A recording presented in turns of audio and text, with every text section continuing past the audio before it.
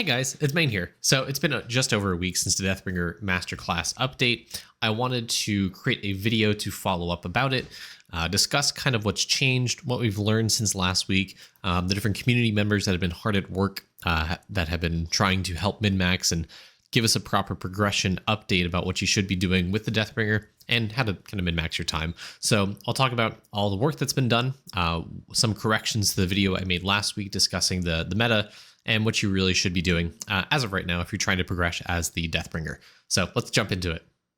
For starters, I did want to update you guys on the talent point spread.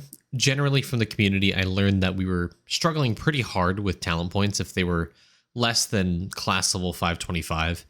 I would say you can probably begin seriously grinding Deathbringer at that level. 500 levels may be fine, but that does need some testing a little bit. Your talent point distribution should look something like this.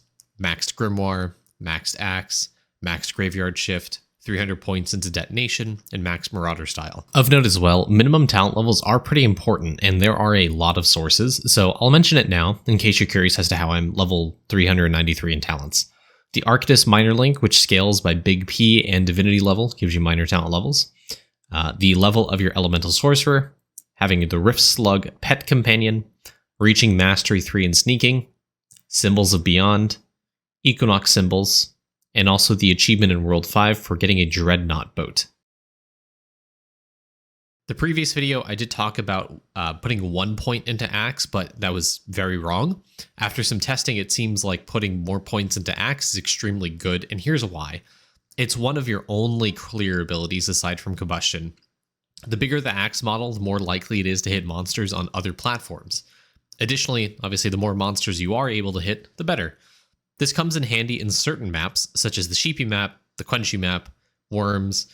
Well, come to think of it, actually every single map benefits from a higher Axe level, so get it booked and maxed as soon as you possibly can. Some other things that were unexpectedly powerful, attack speed from the Cauliflower Meal, actually. Putting a ribbon on this does increase your attack speed, which means more attacks, aka more axes being thrown out. And that means more monsters killed, more bone percent, or, more bones gained. Now, obvious meta changes aside, I did want to thank a few community members for helping out in testing, optimizing bone farming. This list is not exhaustive by means there's a lot of community members at work trying to crack the code that is Deathbringer, but these are the people that I worked with a lot to figure out this information, both directly and, well, indirectly because I pulled from their guides. Hour Zero in my Discord, obviously a moderator if you guys have been around long enough. Giggles, aka Dragami, Jonas, Crit, some of the few people I've worked with a lot in my Discord. Big shout out as well in the main Discord. His name is Trix Bunny. He's very goated in terms of Idleon because he makes a lot. I want to say at the very least, the majority of the guides for almost every single mechanic that comes out from the main Idleon Discord. He's helped make written guides to DB progression as well as a lot of other strategies. In that guide for Deathbringer, at least, he does have some disclaimers regarding farming strategies, goes over talent distribution, basically almost exactly what I'm saying here. Just more in written format. If you're part of the main Discord, and you can see that, I'll put a link in the description to his work. Again, shout out to Trix Bunny, really goated member of the community. Another shout out as well to Skrollii and Trandel.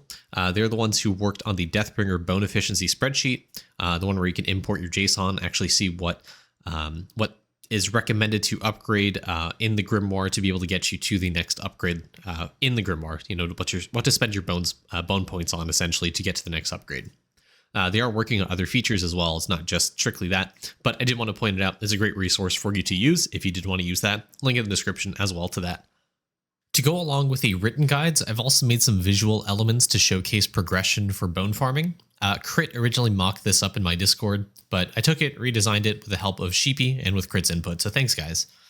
For now, I do have the graphics set up for the femurs, aka the T1 bones, rib cages, aka the T2 bones, and some of the cranium or T3 bones. This list by no means is exhaustive at all, as we're still trying to test out farming spots as this video is coming out. So I would highly, highly recommend looking in my Discord or the main Discord for updates to this as the weeks go on. I do intend on this being my last update for the Deathbringer, barring any major update to bone drops, bone gain, or some other mechanic related to farming it. Anyways, guys, that's all I had for today. I felt the mention of the graphics and community guides out there was enough to warrant another video, as was the inclusion of the graphics to help those who are more visual and who prefer not to read. Looking at you, Idleon players. Anyways, I'll catch you guys in the next video. Feel free to stay tuned. What am I even saying? Stay tuned this week for some more IE reviews and other random content to come out. So thanks, guys. Remember to like, comment, and subscribe as always. And I'll see you guys in the next video. Have a great day.